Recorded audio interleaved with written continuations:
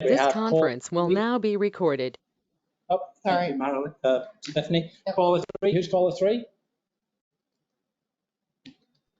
Caller 3. Oh, Pat Trzynski. Oh, hi, Pat. Thank you. Okay. Any questions on those minutes? If not, all those in favour? Aye. Aye. Aye. Aye. Unanimous. Okay. Stephanie, over to you for the manager's report. Can you please tell me who made that motion and second? I did. I seconded. Thank you. Okay, manager's report. This is reporting on July of 2023. July was a very busy month for us. I will start with our arrears report. So at the end of July, in total, the association was owed $122,000, which is $6,000 more than it was last month. So we did tick up just a bit. But do remember that over $50,000 of that is owed by Lennar. In the month of July, we closed on 8 homes in the community. And during the month of July, we had 28 homeowners call the 24/7 customer care line. Of those 28 calls, 3 of them were escalated to on-site management. We had 153 work orders submitted. Of those 153, 148 of them were closed. To date, we have 74 work orders currently open. For violations, we issued 57 violations during the month of July. 15 of those violations were closed, and to date, we have 110 violations opened. For architectural review, we only had 1 meeting during the month of July, as the first and third Tuesday of the month. The first one was July 4th, so they did not hold that meeting. So they just held 1 meeting. So we had 31 applications seen at that meeting. So it was a busy July meeting for ARC. 21 of those applications were approved. 8 of them were conditionally approved and 2 of them were denied. We had no tabled applications or withdrawn applications. And to give you an update on landscaping, Pat Klein and I met with United Land Services on July 11th for a 6-month review to discuss their successes and areas of needed improvement since the beginning of their contract. They started on January 1st. Through the discussion that we had with United, it was clear that our visions did align. United was able to identify the areas they know they needed improvement on, such as attention to detail in the back of the homes, weeding, and cleaner line trimming. Also, a note from United, due to their landscaping report that we received in July, which shows many areas of Country Club in distress from drought as well as being nutrient deficient, they are going to be applying a community-wide fertilizer and pesticide blanket application that should start this week. As soon as I get confirmation on the start date, I will send that out to the community. Also, those areas will be marked just so homeowners will know what areas have been treated. Just some updates, pending projects, things like that. We do have total resolution on the plaza smell septic pipe issue. Paul Davis was on site on July 5th and fully completed the project. What else? We had Central Florida Pools on site for some tile repairs at the upper pool. We had Spees on site twice during the month of July to do some repairs to the lower pool. And we had the Q2 community, the second quarter community update, which was on July 24th. We had a really good turnout for that. We had a lot of residents attend. And also during the month of July, we sent out a survey to all of the villa owners regarding Amendment 5 and any possible changes that they may want to make to the amendment. We wanted to get their opinions first before we go to the rest of the community. In order to make a change to that document, it does require a community vote, but we did want to get the thoughts from the villa owner since it directly affects them. And that is it for me. Thank you. Neil, just quickly, with regards to Lennar, next legal committee meeting, can you just ask Ashley the status of liens on Lennar? Because I keep checking the Osceola website and they're not liened yet, but I know there's usually like a 2-week lag. But I thought that they were supposed to be liened sometime mid-July. Yeah, towards the end of July, yeah. Oh, is it? Okay, so maybe it just hasn't shown up yet. But I know as they finish the construction on those previously parking lots for the model homes, I just want to make sure that they don't sell a home if they owe us money and we haven't liened it properly yet, so. Okay, I'll follow up with Ashley on that. Cool, thanks. Oh, never mind. It's just Okay. pending. Then moving on to the committee reports. First off, Gary, if you have architectural review committee report, please. I have no specific oral report tonight in addition to the written reports that I've already submitted. I'm available to try to answer any questions that you might have on any of those reports. We do have something on the agenda later on, Gary, so helpful to have you talk us through that at that time. Thank you. Okay, legal committee week. Whilst we haven't had a legal committee meeting since the last board meeting, there are a number of developments from a legal perspective that have been happening. The defect attorney, obviously we responded to the defects in the community by issuing the 558 notice to Lennar. Lennar responded with their attorney and asked for the opportunity to come and do their own inspection of the community, which they actually came to the community on July the 25th and spent most of the day here with their own engineers evaluating the properties and where we had challenged that there were issues with the construction. We also had our attorney, Becca, join us on that day, as well as a number of us, the First Services people, such as Ethan, Stephanie, myself, also went around with the inspectors to point out where there were flaws in the construction of the community. We're waiting for them now. The next stage is for them to actually provide a report on their findings. However, in the interim, there has been issues with the sidewalks, as we know. There has been an incident in the sidewalks as well, where somebody had a mishap because of the problems with the sidewalks being like a roller coaster ride in certain areas. So we are talking to the construction defect attorney to see whether we need to do something ahead of Lennar providing a report back for the liability, potential liability risk if somebody injures themselves with this. So we're waiting on that to come back. We've asked for a construction company to give us a quote on what it would cost for the major areas. Pat did a huge amount of work going around the community, identifying the worst spots, which we provided to the attorneys. And so, we're looking at what our options are on that. Other legal things that have been happening down to earth. Again, Pat and I met with the down to earth people a while ago.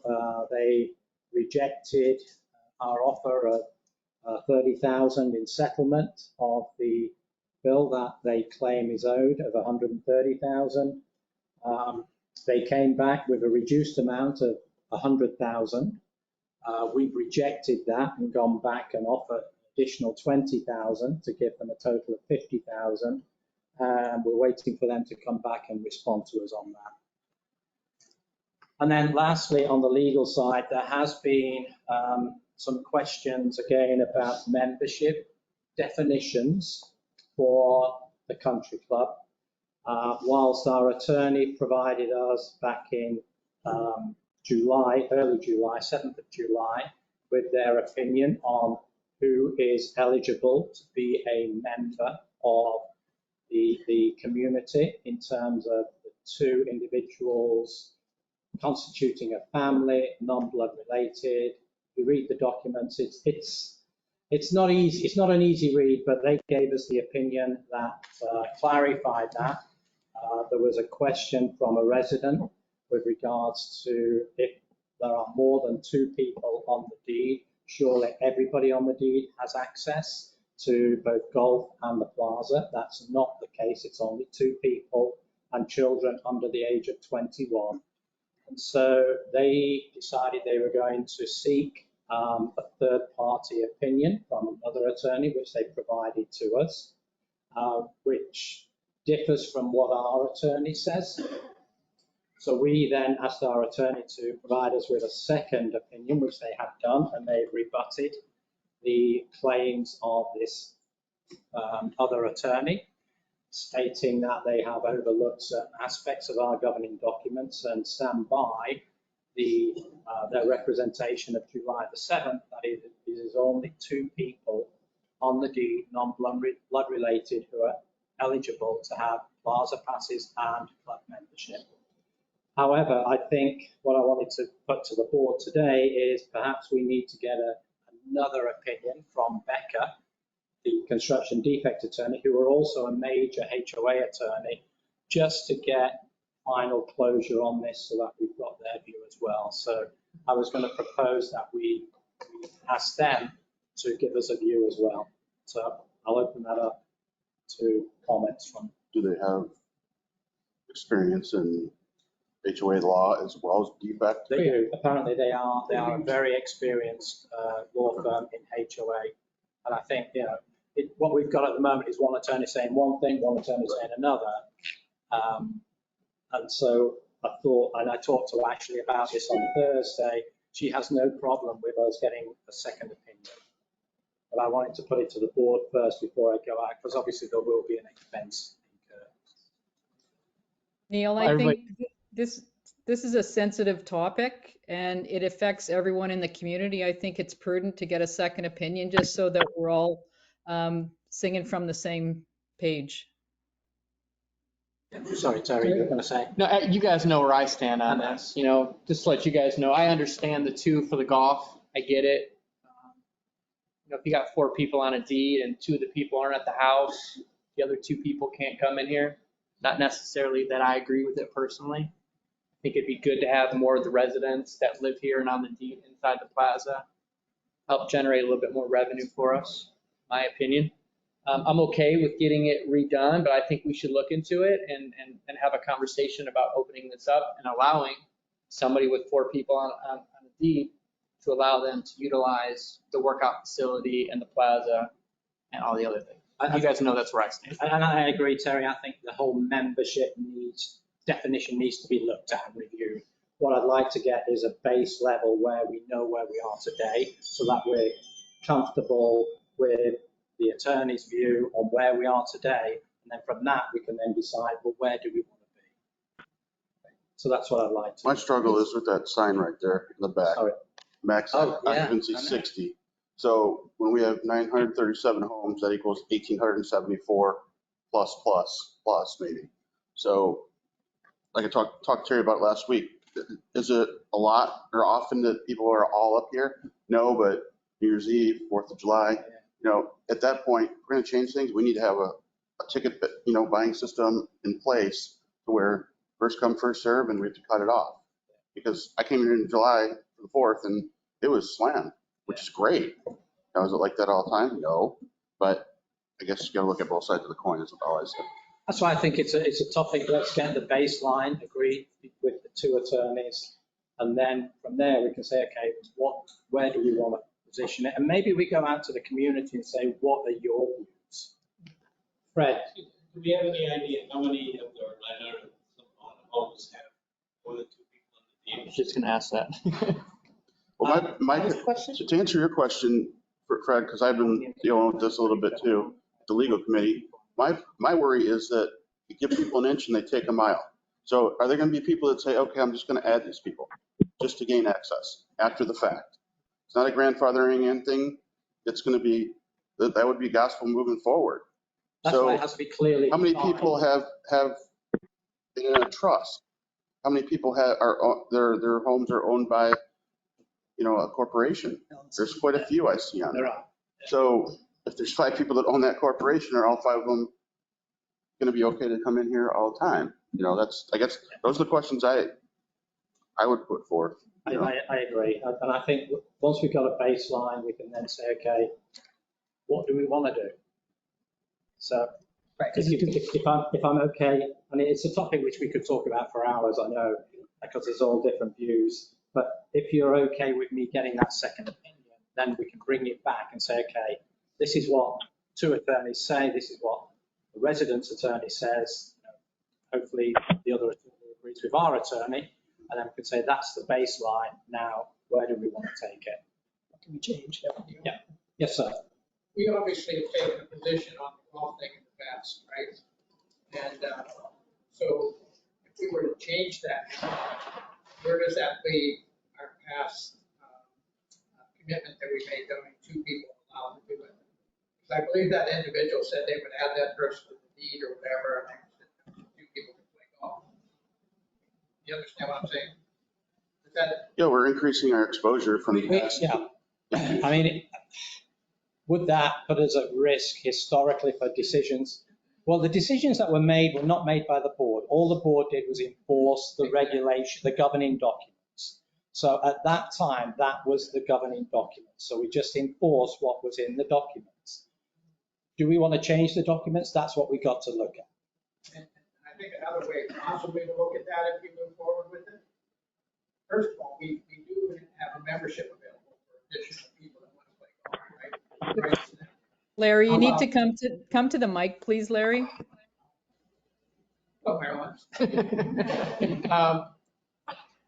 We already have, if you add a 3rd person, there is a way for them to play golf by purchasing a membership. There is. So could you also take a look at that possibly of a social membership, get another plaza card that person can do annually? I have looked at in that. regard to 2. And I talked to the attorney about that, and yes, we can charge for additional plaza cards, additional memberships of the plaza if we choose to do so. But again, it has to be a vote by the community to allow that.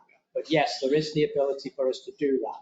But to Pat's point, which is contrary to Terry's point, is we don't want to overwhelm the plaza, but we want enough people coming in to spend money as well. Yep. So, you know, it's a bit of a catch-22. So it's a real delicate one. But let me get the, you know, the baseline set, and then we can move forward. Okay, that was it from the legal committee. So do we need to vote on that, or? Oh, do you need to vote on me? Let's vote. Okay, so my motion is to ask for a second opinion on the membership definition from Becca. So moved. Second. Okay, all those in favor? Aye. Okay, unanimous. Stephanie, Activities committee. there's caller 4 on the line. Okay. Caller 4, can you identify yourself, please?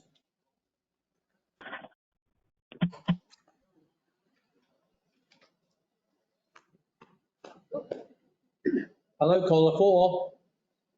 Can you identify yourself? Started speaking.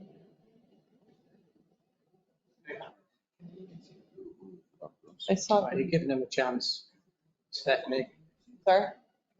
Do we want to answer the question online? What's the question online? I can't. Basically, the change that we're talking about for membership require a community vote or just a board? Community vote. Yep. Yep. Megan? Okay, activities. Megan, hi. So I just want to talk about real quick the National Night Out. Mhm. I thought it was really great. I don't know who all was able to make it. I know it was really hot outside, which I think deterred, maybe having a bigger crowd. But I thought it was good for our first one. I don't know if anyone had any feedback. The board, is there anything that? I wasn't around, so I thought it was great. I mean, Yeah. the sheriff of Osceola County, Marco Lopez, showed up. Yep. He went around, shook hands, hung out with the kids, took pictures with them. The helicopter coming down, I thought was great. Very cool. The kids actually got to go up to the helicopter and see everything. Yep. The dunk tank and all the Go activities. theater That- guys. Theater guys. Got out of the dunk tank. Well, so it was funny. It was so hot out. Kids were paying to get in the dunk tank. I'm like, I don't know if I want to do this, but we'll take the money. The face painters, I thought, the face painters and the balloon people, I think they were a big hit with the kids. Yes. Okay. Yep. Yeah. So kudos to everyone that set that up. And I know we have couples bunko on Thursday, and then bingo on Friday. I don't think Matt's not here, but we tried the kids pickleball. It was so great. And the first day that we did it, the weather was very nice. But ever since, it's been like 115. So I know I showed up for the ladies one that Thursday. I think it's just a little hot for attendance for a lot of things right now. Yep. Agreed. Okay. Especially outdoor. Yeah. Yes, indeed. But we have some things coming up on Wednesday that we'll be talking about to add to the festivities for the fall events. Okay. And then Larry's going to put a couple things out. You want to go ahead, Larry? Whatever you want. You got it, buddy. Larry, come up here. And F&B committee. Gotta get your chair here, Larry. One of the things that I've been kicking around with some folks here, and I kind of mentioned it to Neil, and he told me to put a proposal together, is creating, for lack of a better term, a marketing/advertising committee of people. We would have to put the word out, right, to get some people to volunteer for this, people that have some understanding about how to get people to advertise. Now, before I go any further, what I'm talking about advertising is getting people to pay, and I'm just throwing this number out, say $500 a year. And we would fill up a page like this with, say, 20 ads, right? And of those people, I would go after people like an electrician, a plumber, pool cleaners, painters, on and on and on. Because we get these requests all the time about, hey, I need a painter, I need a handyman, I need this. Now, once we establish this with all these different ads, small ads, not like combo ads or buy full page or whatever, it would just be, I'm thinking, one page that we could send out with everything that leaves to the residents, like from First Services, because it costs you nothing, right? Once you have it done, you just attach that final page. You can put a little blurb on there. Please support our advertising vendors. So anyway, I just thought it would be a revenue stream, if you will, that we haven't really tapped into. I know they've done a great job trying to utilize that here with the TVs and all that sort of thing. But I think as we had done in the, what's the name of our committee now? Fundraising machine committee. For the golf course beautification project, we probably put in at least 8 to 9 weeks prior to those events, minimum, all of us, going out and making sure everybody's comfortable with buying their holes and sponsorship and all that sort of thing. And we have a lot of fun, doing it, because we meet for breakfast and all that sort of thing. But anyway, it's not easy. It takes a little bit of time. So we could help direct and give some information to anybody that's willing to step up and start chasing these ads if it were approved by the board. Well, can I ask Sure. Stephanie, in terms of Nicole, is this not something that she would lead? Yeah, and we actually all. We haven't, I mean, apart from Terry's advert in the Yeah. newsletter and maybe one other, we don't seem to do much in terms of promoting advertising in our publications that go out. And I know we only have the newsletter that goes out, but I know prior to First Services, we did look at this as a potential revenue stream. It just didn't go anywhere. Yeah, I mean, we do have all of the forms put together. I mean, the intention is that we do offer any vendor the opportunity to advertise with us. Like, we have all of the pricing, all of the sizes of the ads. They can either take an ad out in the newsletter or any of the digital things. But I mean, I think it would be great if we maybe got the two of you together just to bounce ideas off of each other, how to get these vendors to want to advertise with I think us. it's a case of, picking up. Don't forget the advertising opportunity on the carts at the golf course. Yeah, Yep. that as well. Yeah, and that's all on this form that we have. I didn't want to. I just think, I think at this point, my whole thought was, we've got a lot of really smart people within the community, right? And the only problem with somebody now First Service can lead the charge. I get that. But the input is going to have to come from the residents because they know they use this particular person as an electrician, this person as a plumber, whatever. So we'd have to have a way to funnel potential clients, if you will, to be part of our advertising. Yeah.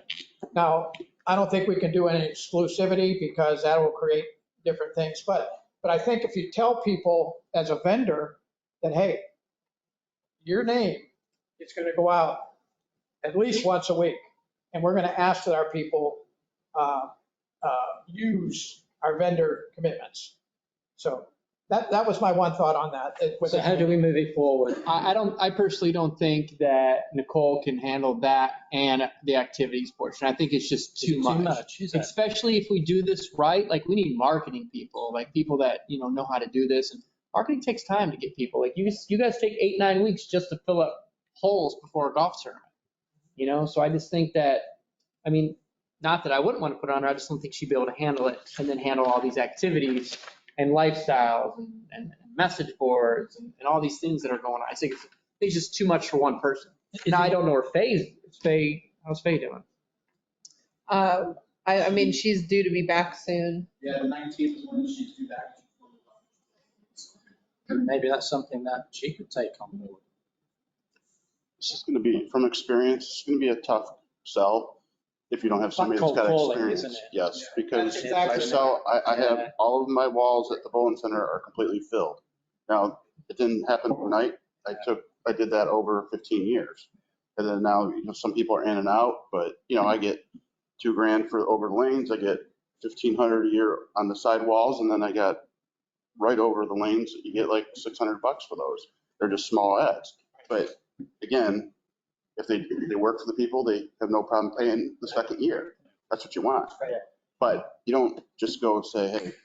You're exactly right. And that's why the first thing you have to do is you got to come up with your sales piece, right? Yeah. Once you have your sales piece in place that you can present to people, that's half the battle. The big part is getting in the door, as anybody that's been doing any sales. But the second piece is you sell off a piece of paper, then the relationship building, whatever. But I really believe that with vendors that come into this community, there could be a big opportunity there. And I could be wrong. I've been wrong many, many times today, as a matter of fact. About 14 shots wrong, but that's okay. Anyway, so I just wanted to bring that to So how do we attention. take it forward, Fred? Larry? I know Fred's got his hand up, which is why I said Fred.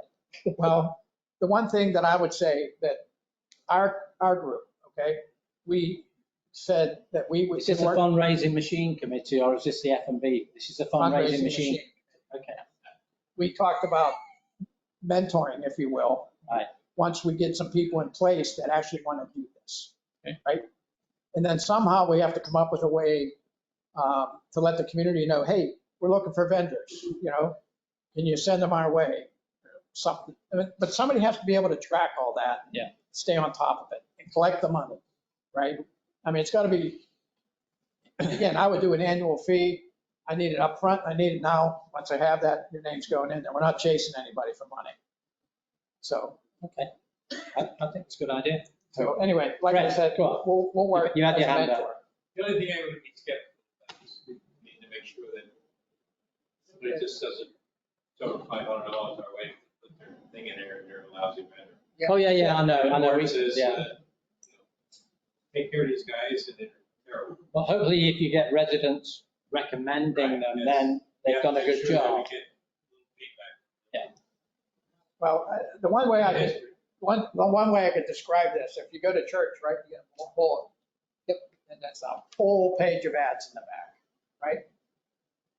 Well, I guess they got holy hell to pay if they screw up, but Again, there's going to be bad apples here and there. So, but that's a very good point. But if we only have one plumber on No, that's why I said you don't do exclusivity. I mean, that would be unfair because you guys have a different electrician than I have. You know, I have a different pool guy than you have. Right? But anyway, I would just leave it wide open. Okay. And again, if it was 500 an ad, you had $20 or 20 ads. That's 10 grand a year. That can be disposable income, if you will, for the board of directors to appoint. Anyway, okay, thank you. Good job, Ryan.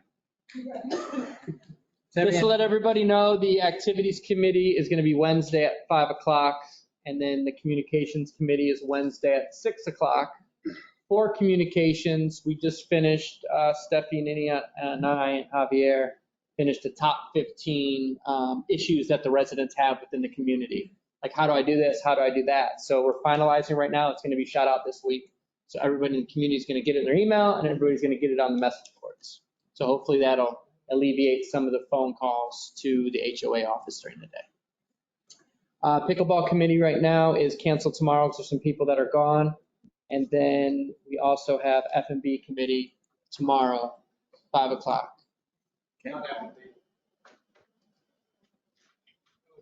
No, we can't vote. I'll talk to you after. Okay, I got you, buddy. Okay, so next we have the facilities committee. Is Nicole online? Is your husband around?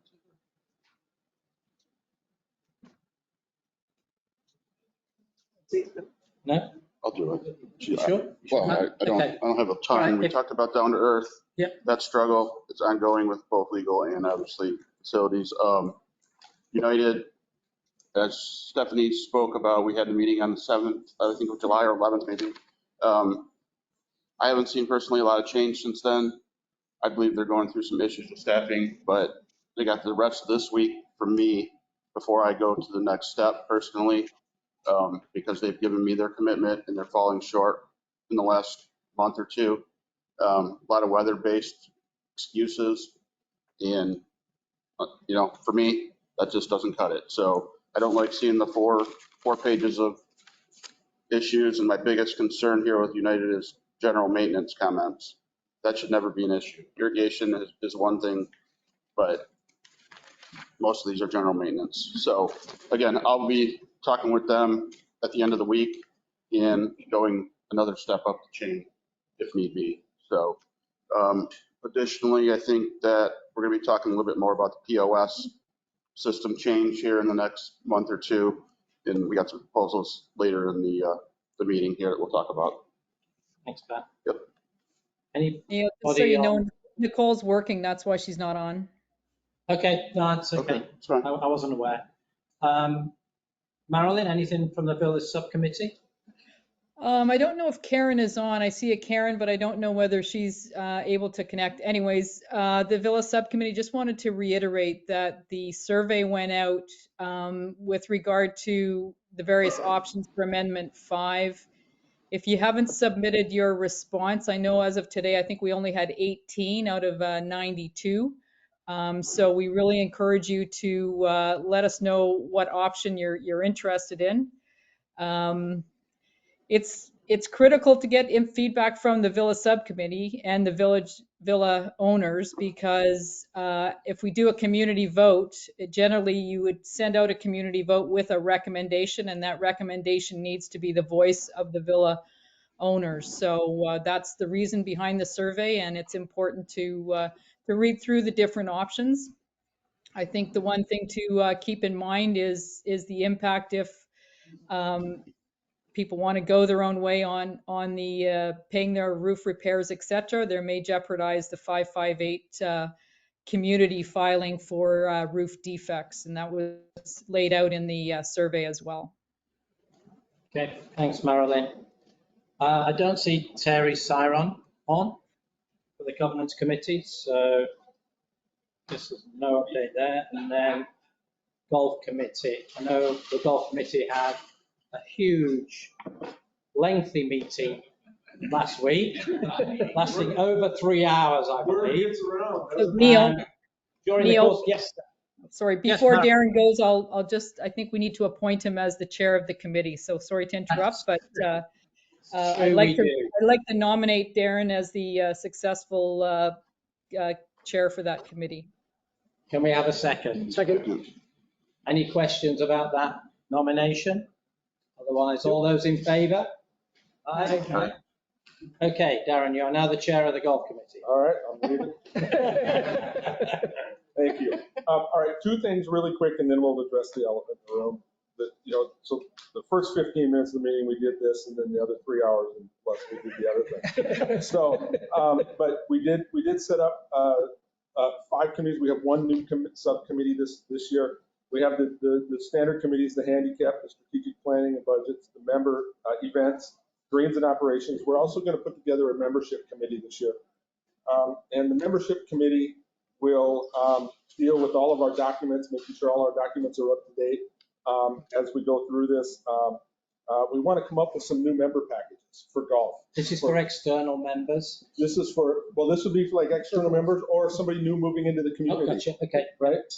And then also we're going to talk about doing some things with communications this year. We're still working on that, but getting some of the information out maybe a little more often, a little more up to date on some of the things that we're doing.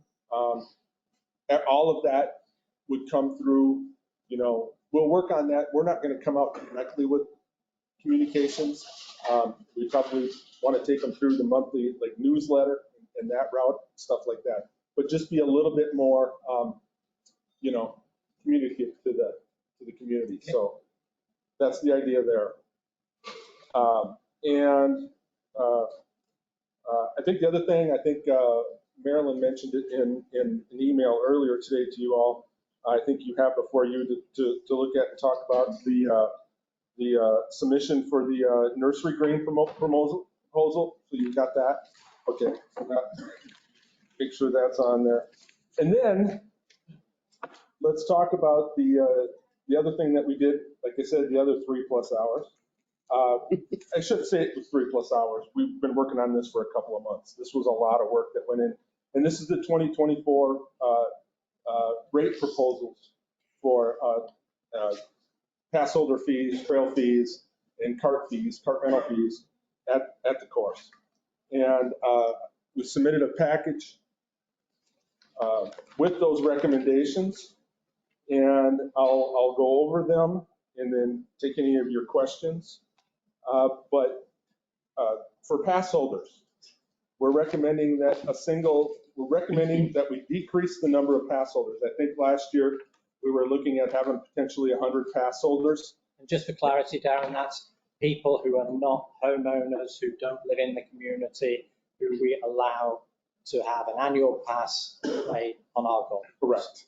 Correct. They could, Neil, they could live in the community. They're ones that wouldn't qualify for family membership. Yeah, of course, yes. Another good point. Yep. So Exactly. there you go. That's one. So,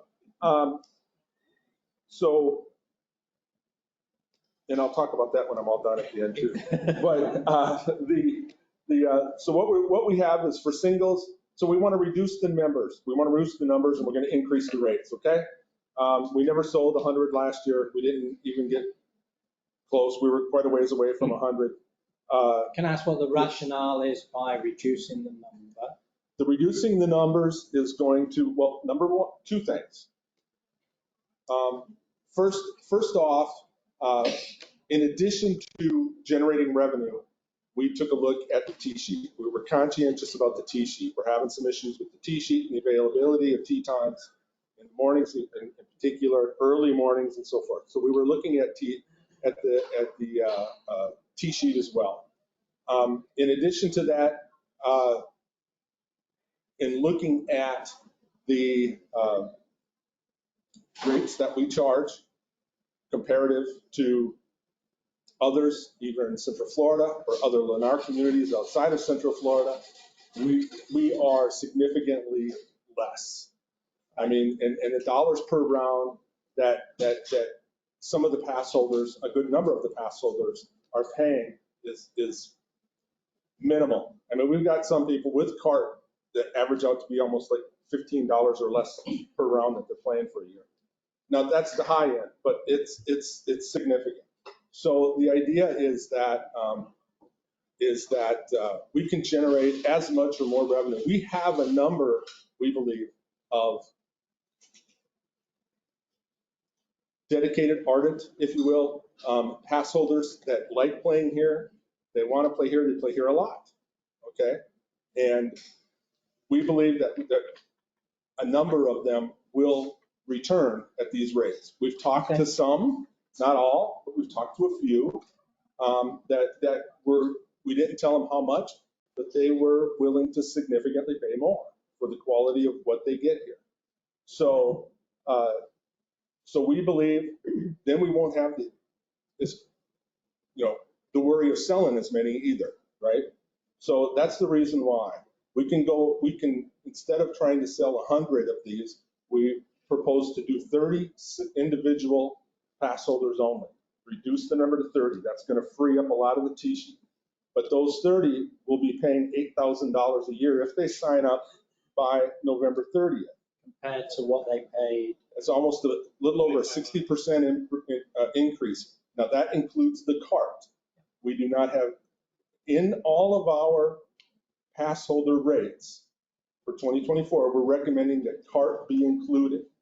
Nobody would pay for per round carts anymore. We're going to include it as part of the package. We have a number of them that we're paying that way, not all of them, but that's the way we want to propose it. There's a lot of variety out there, but there's a number of country clubs out there that do include carts in with their passes, and so, or memberships. So that's what we're proposing, is that, and then that will, of course, be all upfront money as well. So it would be $8,000 if they pay by November 30th. If they pay after November 30th, it's $9,000. Okay, we would allow, we're recommending that we offer 10 family memberships. So we're assuming that there would be 2 people per family membership. There's more than that when they have children on a couple of them, but we're just, for the purposes here, we're assuming 10. So that gives us approximately 50 playing pass holders. Okay, and those would also include cart, and those family memberships would be $12,500. These rates, and that's if they pay by November 30th. If they pay after November 30th, it'd be $14,000. Quite frankly, I got a stack of papers over there and comparables that we've done that even at $9,000 and $14,000, we are still a deal. Who are you comparing us to, Darren? What clubs are you comparing us to? I could give you a list. I don't just want to similar to us. You got Omni, you got Reunion. Omni's close. We got Orange Tree. We've got Omni's a hotel resort. I don't think we can compare to it. Well, only in that we're so close to them. I know. Right? So we have a different clientele. We have a different. There's a different dynamic there certainly, but it's still a comparable golf course, very close, that also does provide packages. They do provide them. What about some of the places like at 27, like Polo Park, like Ledger? Oh, we don't feel Polo is a comparable, but we did look at some of those. Like I said, Orange Tree. We've looked at Solavita. We've looked at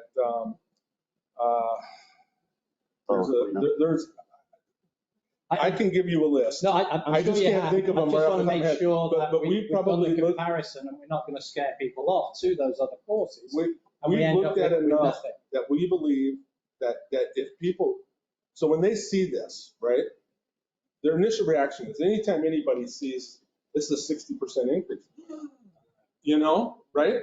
All right. Now I get that. Go sleep on it. Let the shock wear off. Now start looking at what you're going to get. Where are you going to go? Where are you going to go? We put this together with that in mind. We don't believe that if people really start looking at what they get elsewhere compared to here for these, we're still going to win. We're still going to be the place of choice. If they truly are looking to be a member type environment. I mean, How much we raising out Huh? Darren, just from some additional context, we sold just over 80 memberships this year, which was the equivalent of almost 110 golfers.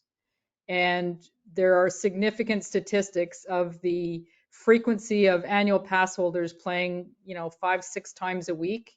And many are within that prime time, either in the organized games or certainly before them. And so if in looking at the T sheet, this would be clearly one way to declutter it in terms Right, of making exactly. it available for And other we members have- of the community.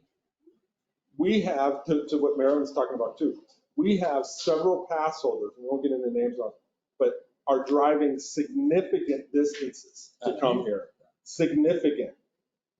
That says something. Because it's a good value Right, for it's them. value. You make it $8,000 and they're going to say, well, it's not good value for me. But that's what I'm saying. We looked at the numbers. This is still a value.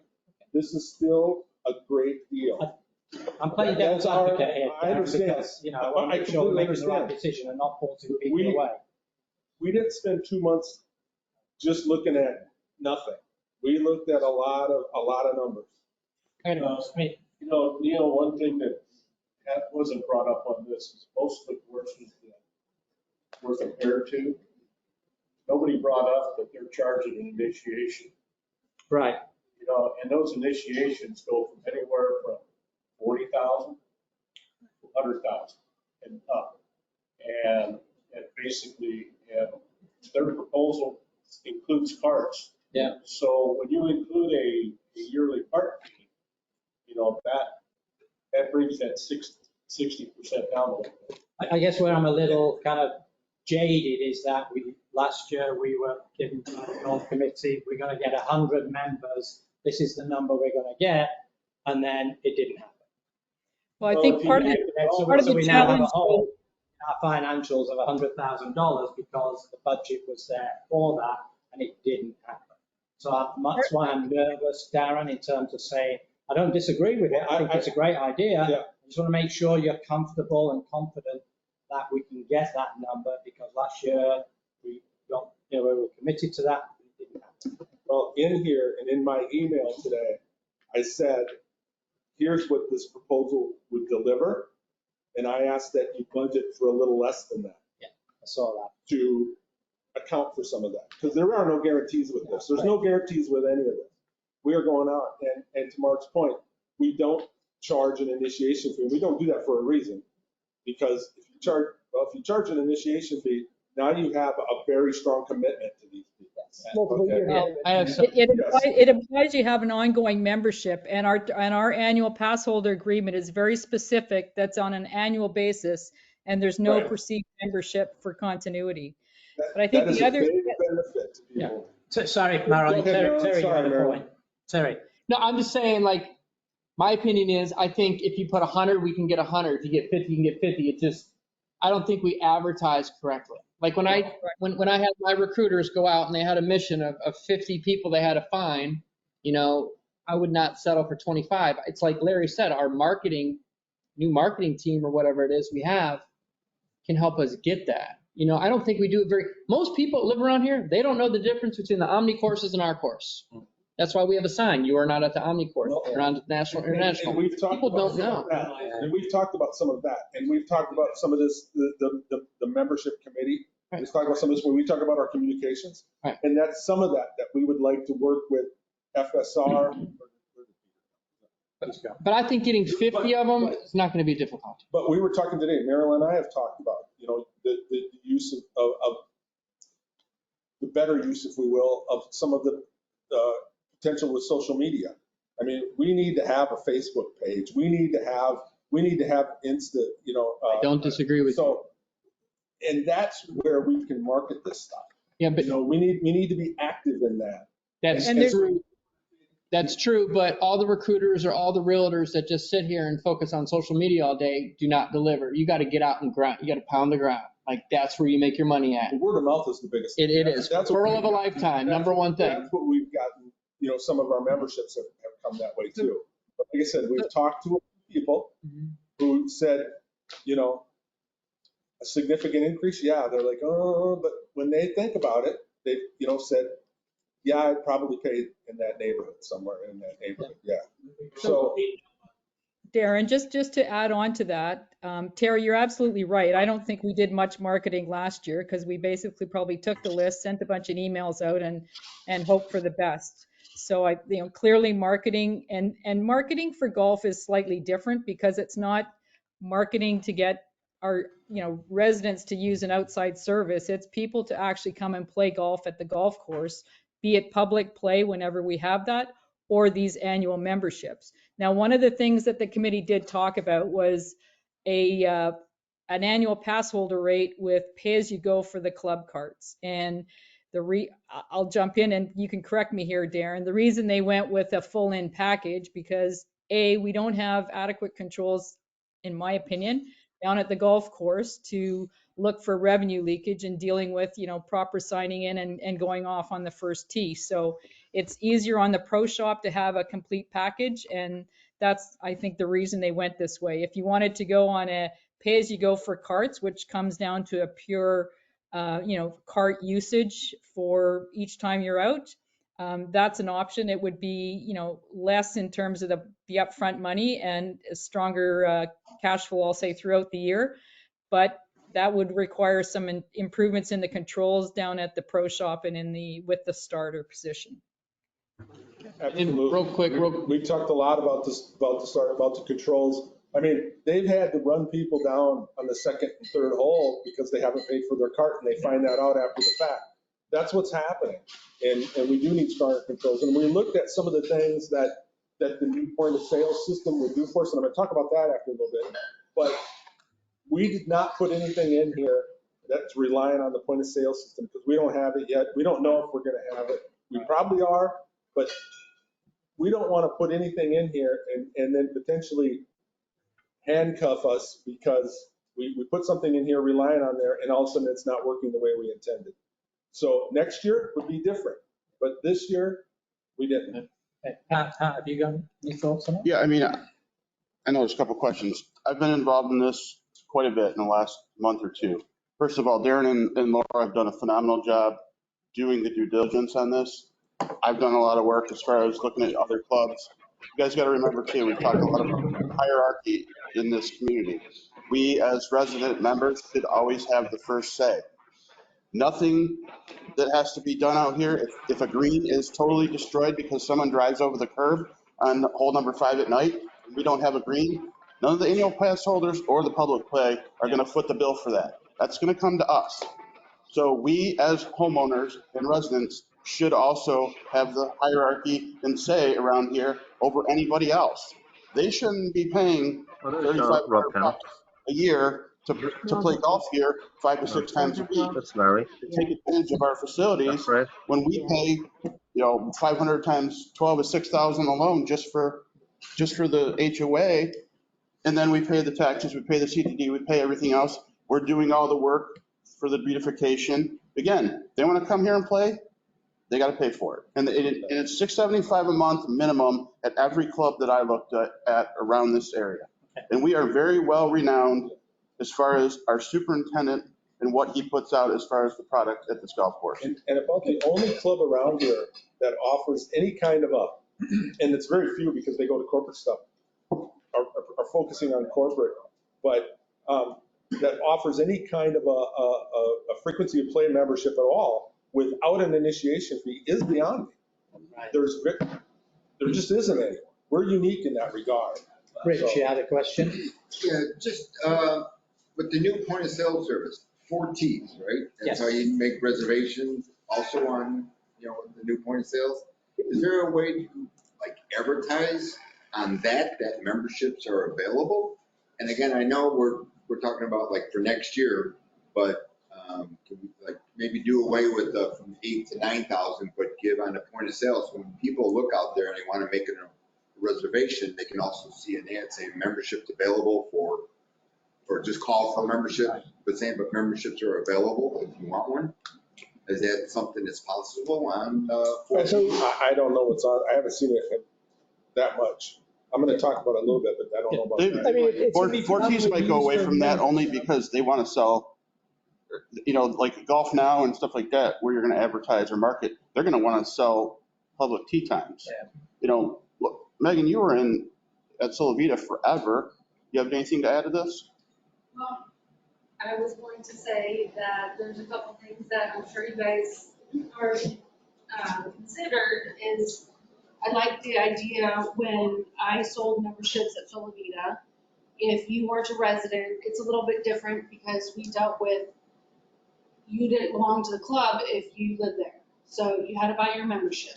And then we were Bella Lago, so we had two different membership packages. You had a Solavita Bella Lago package, which was one rate. Then you had an outside rate. Let's say if you lived in Providence, you would pay a different rate. With what you guys are proposing, including the cart, would be similar to like Solavita and Bella Lago. We didn't give them an option to pay the cart fee. They would just have to pay a trail fee. So they couldn't pay an extra $1,500 or $2,000 a year to use our cart. They would have to pay $20 every time they came out to play. So what you're saying is, yes, the annual pass is going up 60%, but you have to take in the account that you're losing that part of your cart fleet, and that's additional maintenance that, cart maintenance is not cheap. So I think the cost justification is there, and I do think it's more appealing because I've done my CMA in the courses around here as well, and then nobody really offers that if you're not a resident and live there with a cart. So I think it's a great idea, but you do have to price it up into that top tier because, it's affecting your cart. Thanks, Megan. Okay. Last thing real quick, and I'll be quiet, I promise you. So let's say 30 of them get filled up and there's still 10 family members. Will a single be able to take some of those family members away, or are we capping it? Yes, no, so what we said is 50. So that's a great question. So let's say we only sell 5 family memberships. We'll go sell 10 more individual memberships. Okay. So if you look at this proposal, I have on here a minimum, if we sold it exactly as is, everybody, we got 30 singles, 10 families, and they all bought before November 30th. And that's the minimum that would make. And I do take into account, if you notice, I made a reduction for cart fees that takes into account what we take away from the per round charges that would have been realized because we're including the cart, okay? So that's the minimum. The maximum that would be made is if we had no families and everybody bought after November 30th and they all paid $9,000. Right? I get it. So, okay. And then lastly, the family membership is going to be the same. It was interesting hearing the conversation earlier about, if we're going to end up changing document. It's going to be the same definition that we use we're supposed to use the same definition that is used in the declaration. But if you have 2 spots for free, what do you think? What do you mean 2 spots for free? If you're an owner here, you and your wife say, play for free. We're talking about outside. I'm talking about non-residents. This is a family pass holder membership. Yes. and then lastly, Darren, I think if we get into trouble, like we launch this, personally, I'm an incentive freak. I think incentives are great. So I think, referral of a lifetime, the word of mouth from our residents, bringing in people to the club. Maybe if I'm not saying to do this, but I know we're here to make money, but like, hey, if Rich, brings in 2 people, maybe he gets a percentage off his trail fee or something like that. I think, I don't know. I'm just If we run into something like that, sure. I think incentives are great. But think about it. We're talking 30 individuals, 30. Mm-hmm. And we need to sell this stuff, right? And so, and we will work on that. But I think that's the responsibility for you and, the golf pro to make sure that he fills up these We're going to work with him to do that. Yeah, Why are we selling family memberships to outside members? Why can't we just sell all individual members? We went down that road too. And we talked about that. And maybe in the future we will want to do that, but we decided to not go down that road right now. And working with our golf pro, pretty much every club around offers a family membership. And we have a number of people here that do come here seasonally that buy those family memberships. So we have a market for it. It is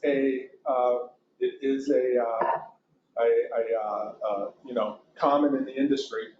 So that's why we're staying.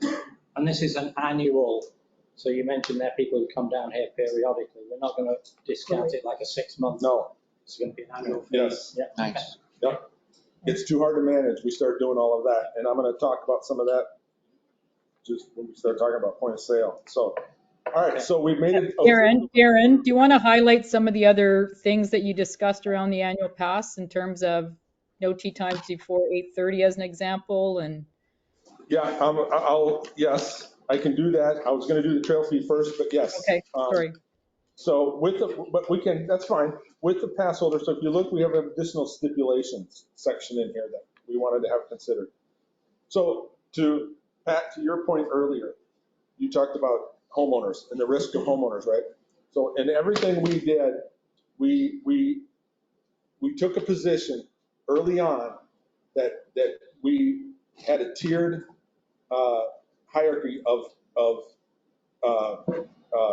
what we felt who we owed or who we had to be responsible for. First and foremost was homeowners. Second was renters. Third was pass holders. And fourth was public patrons. And that's what this reflects. We tried to put those priorities in play in coming up with this, okay? And so to that end, that's why we felt that in doing this as well, when we talk about the numbers, we knew that we had an issue with T-sheets too, and it's growing. The issue with the T-sheet is growing. There isn't a club alive that doesn't have an issue with the T-sheet, okay? But, we've got ours, right? So in order to, we wanted to address that too, because we felt like we had an opportunity to do that with this. That's in part why we have the reduction in the numbers. But in addition to that, as we said, all annual carts will be included. No pass holder. We've already got in the policy that pass holders can make tee times 10 days in advance. Homeowners can do it 14 days in it. Okay, that's already there. It's already there.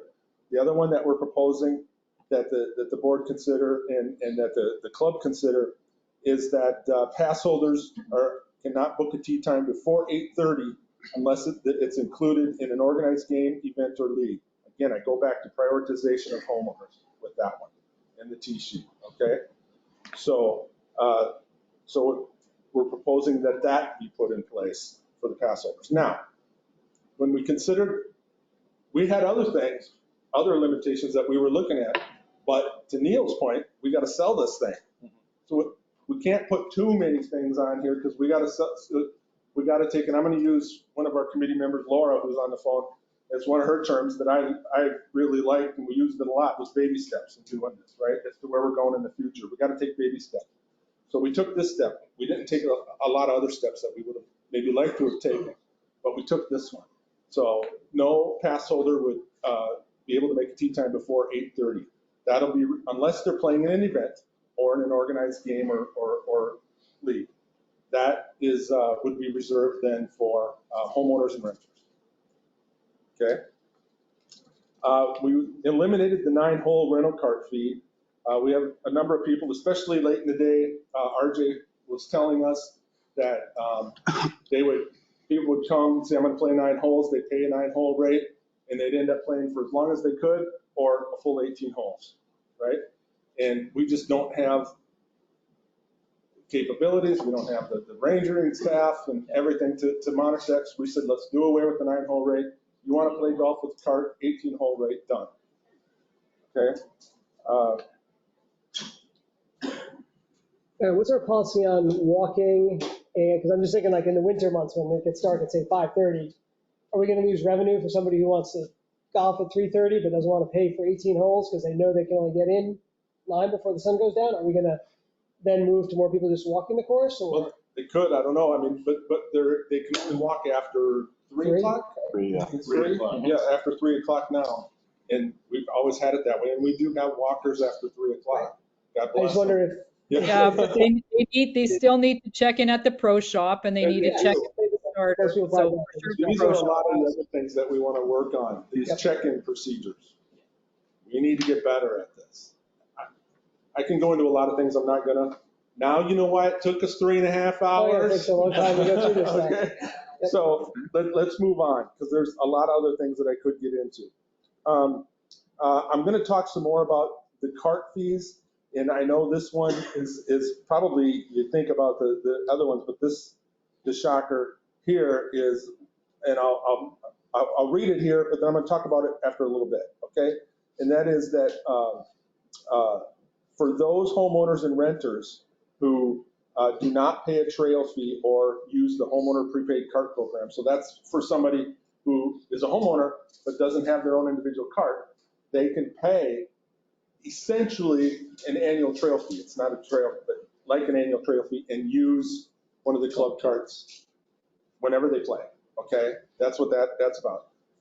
So for those who don't utilize that program or a trail fee, so homeowner or renter, their cart fee when they play would be $50. I'll talk about why that is after a little bit. We proposed that fees, and another one, this is a revenue leakage issue that we've identified in the tune of 13 to 15,000, and that's estimated, could be more. But where people who have family trail fees, and they come out and they play concurrently but not together, so a husband and a wife, and the one spouse that's not in the cart that the trail fee is associated with was getting a club cart for free. We want to shut that down. Okay, and that would be a charge of $32, which would be an increase of over $29 from this year. That we believe that could end up making the course as much as $15,000 a year. There's that much of that that's going on. Single rider? Well, they were doing single riders, but a lot of the, we've already pretty much implemented to where they're riding two to a club cart whenever possible. $16 Right. So, and we've got numbers. I mean, when we first started looking at that revenue, there's some, I could turn Laura loose on you and she'd tell you why it should be $100, but let's not do that because we don't have that much time. Okay. And then I talked about that. And then, and then the last one was, we just said, we recommend that they go into effect October 1st. A lot of these apply to our seasonal people. That's about when they'll be coming back. So we felt, let's apply it then, instead of half a year you get it for this and the other half of the season you get it for that. Plus it would help our revenue stream a little bit this year. So that's what we put in there for the other stipulations. Okay. So Darren, just a yes. couple, for the trail fees, I don't know if I didn't think I heard that you had proposed a 5% increase straight across the board from last year. That's what I was going to get into next. That's the very next sorry. item. Yep, no, that's all right. So as Marilyn said, the next item on the proposal is resident single and family trail fees. And we went there, we did not make any changes. There were some, if you would have looked at the proposal I sent you earlier, that was giving you a leaning as to where we were going, and by you, I mean the board, this changed since then. And what we ended up doing was we just kept it for now. But again, this is another one of those baby steps that we'd like to think about in the future. And I can go into a bunch of things relative to that, but I won't right now. We're going to keep it the same, the same format, the same policy in terms of who can do a full year, half year, single, family, as we have right now, only just a 5% increase across the board. Okay? Pretty much an inflationary increase. That's it. I have a quick question. Yes. So does everyone, like, is there a deadline to pay? Like, people pay throughout the year? We did, with Hampton, we did an annual increase every year. But if you pay by December 1st, you discounted it to instead of raising it 8%, we raised it 3%. So you got a little discount. So is there any incentive Yes. to get people to pay? Yes. And we would do the same that we've done in prior years, that if you pay by, I believe it's November 30th, was it our last, you get a $200 credit in the club shop. Yeah. If you don't, no credit. I think it was by the end of the year, you got 100, and then after that or whatever, there was no discount. But we do that via club credit. Yeah. Darren, can you So explain? Darren, the other thing to consider is this payment by credit card, that we need to probably pass on the surcharge to people if they're using their credit cards. We should probably consider passing on the surcharge, because that's a huge expense to the community when we absorb the interchange fees. Yeah, I mean, if the club wants to do that, they certainly can. We didn't include that in this. I mean, we've never done that in the past, so, I mean, but it's something that can certainly be done. Sure, what, the 3% charge? Or we insist on people paying by check. Or you could do that. I mean, that could certainly, these are just recommendations, so you can certainly add that onto here. Yeah. My question was this family second and third car, Yes. 247, but can you explain that to me? So there are 6 individuals or 6 families, and this has been part of the policy for a while now. Again, we looked at not having that, but we ended up going back to it for this year. And that is, if they have a family membership, and they buy a second cart, they can use that second cart. Instead of paying a whole new trail fee, they get this discounted rate for that second cart, and then they can, instead of using one of our carts, they're using their own 2 carts at a family rate plus a little bit more. And that's been in place for, I don't know how, well, I don't know the year it started, but it was there. It's been in place for 2 years. Darren, it's been in place for 2 years. Okay. The third card, I think, was something that slipped in and was a misunderstanding of the application of families. So I think that's maybe an odd one out. But again, like with 2 people using the carts, what I observe is it's not often that if you have 2 carts, you're usually staying in 2 carts, regardless of whether you're playing together in the same foursome. So the wear and tear on the course is like 2 carts out there. So I guess the question I would have is, is the 250 the right amount, or is it some other amount that maybe it's like 2 singles? I don't know the answer, but that's how I've observed it. So to what Marilyn's talking about, we had this same discussion, right? Multiple times. We went through, talked about this. We had different ideas, different opinions, different thoughts. And in the end, when we looked at all the other changes we made, we came back to this one and said, all right, we've made enough changes. Okay. Let's keep this one, but as is, with just a 5% increase, and that's what we did. But I mean, Marilyn brings up a great point. Could it be 500? Could it be 1,000? Sure. We talked about doing away with it and saying, you got a cart, you have a trail fee. And that's where we were leaning at one time, but then we went back again and said, how many increases do we want to put in 1 year? And we went back. Yeah. So. I have 2 questions. One, basing all these increases on what the course's deficit or whatever. Do we have accurate numbers of what the course brings in, what it loses? Or are we just basing this on the school numbers? No, I mean, we have, yeah, we know exactly, I mean, basically the course, it's. My second question is, we've heard that all we're raising the rates for homeowners and in their season pass holders. How about the outside play? What are we raising there? What are we raising on the FSGA comes in as a tournament and 6 family members take courts out there? We did not address that here in our. Can you repeat the question, Darren? I can't hear online. Yeah. Oh, sure. He's asking about public play and what are we charging for public play, and what did we do relative to public play, and my response is that we didn't address public play. We let the pro set that. The pro determines that based on the market, And he's the one that schedules, has the tee times and sells those tee times. We didn't get into determining what should be charged for that public play, because he's doing, there's wholesale selling, there's, off the street, there's a variety of different things. We let him manage that. See all these tournaments out there, and grandma and grandpa are in a car, somebody getting in, those are in a car. You know, we're beating the hell out of all our people here. I guess the question is, when they go to Can the Fred same come thing, to the mic? Can Fred come to the mic, please? Do they charge who for those cards? The tournaments, the tournaments. we should know that.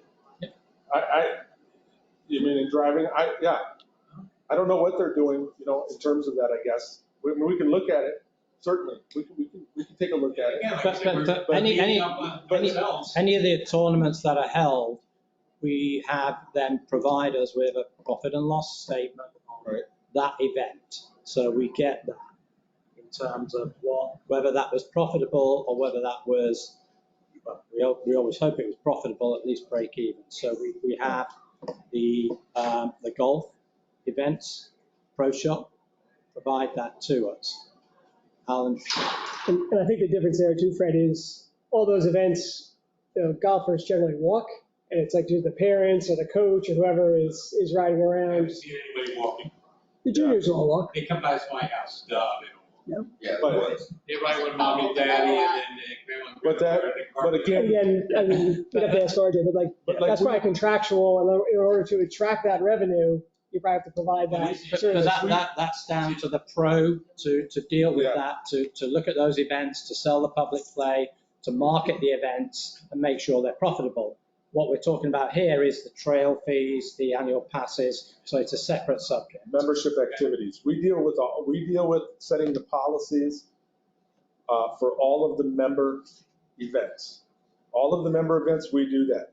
All of the outside play, we don't do that. We leave that to the pro.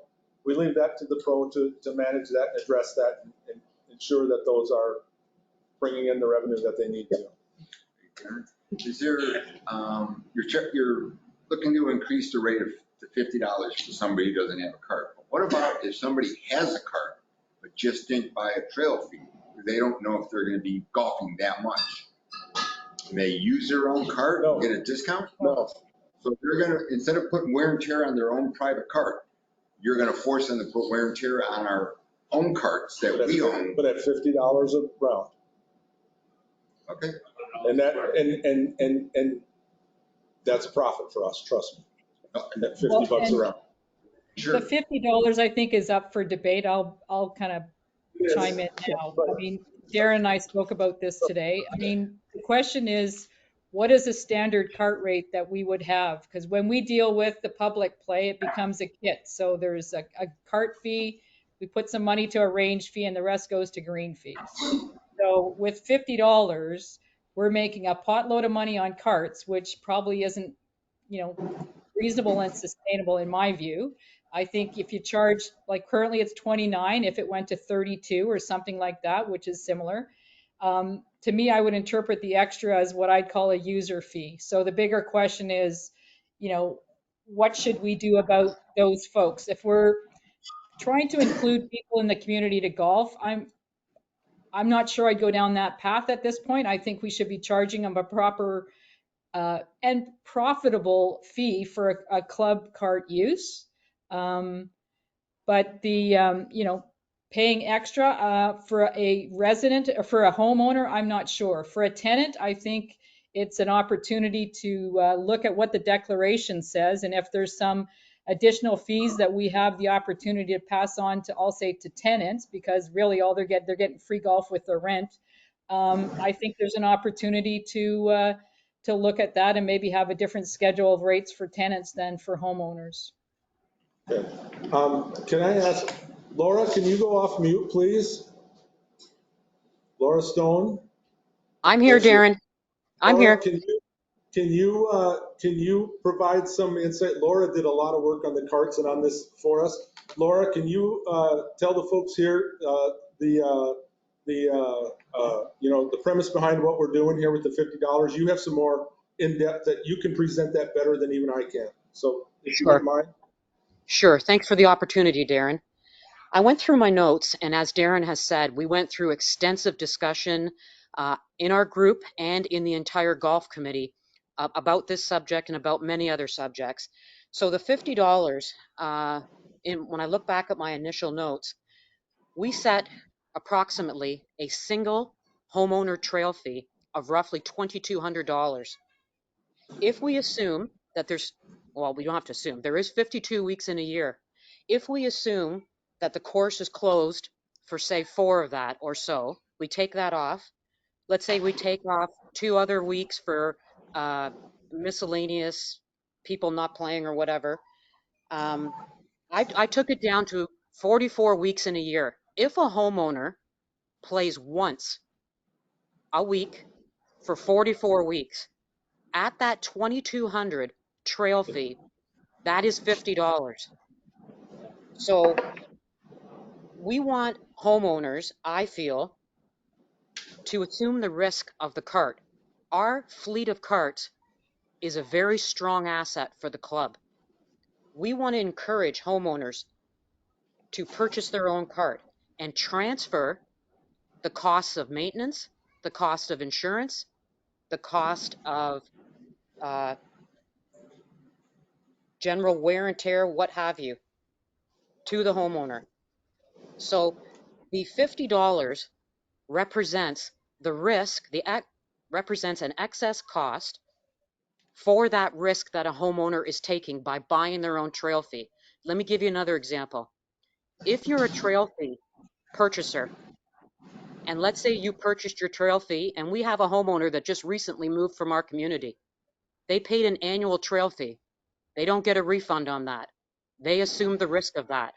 If they were doing a per round basis cart price, they wouldn't have that risk. They wouldn't incur that risk because or that cost, they've moved away. We've had a homeowner that bought a trail fee that got injured while driving his cart. He purchased an annual trail fee. He assumed that risk. He got injured. He didn't get a refund. So there needs to be some recognition for the individual homeowner that purchases their trail fee that's different from the homeowner that just goes out on a per round basis and pays a rate. And hence, there should be a difference for that. Initially, our working group talked about the $50 rate being flat across the board, whether or not you have a family trail fee or not. Darren alluded earlier that there is a lot of revenue leakage when we have family trail fee members who are playing simultaneously yet separately, and they were getting free carts. And that's been a practice that's been ongoing for a number of years. Initially, we said $50 for them as well when you step out of your own cart as a family and say the spouses or kids or whoever play separately. But we thought about that and we thought, you know what? They have taken a risk by buying a trail fee. So therefore, they shouldn't be 50. They should maybe be the other proposed rate that we talked about, which is 32. So the $50 represents an increased risk that that particular homeowner is not assuming versus a trail fee member. Okay. Laura, thanks for that. That's a great explanation. Okay, well, if everything is putting it on the homeowners and their golf carts, their expenses, their insurance, let's generate some revenue. Let's get rid of a few of the leagues and put 2 days out there for RJ to sell 100% of the entire day to outsiders. Not just 1 day, 2 days, but from 7 o'clock in the morning to whatever. And if they don't sell by midnight the night before or 2 nights before, then put those tee times out to the members to scoop them up at those particular times. But if we're talking about revenue, maybe only do it for the 6 months during the winter time. But if you're charging $240 without an increase from last year to this year, that's a lot of money you can generate.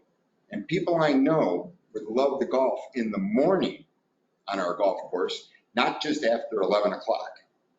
So if we can get 2 days, that's $300,000 right there. You're going to pick up in revenue.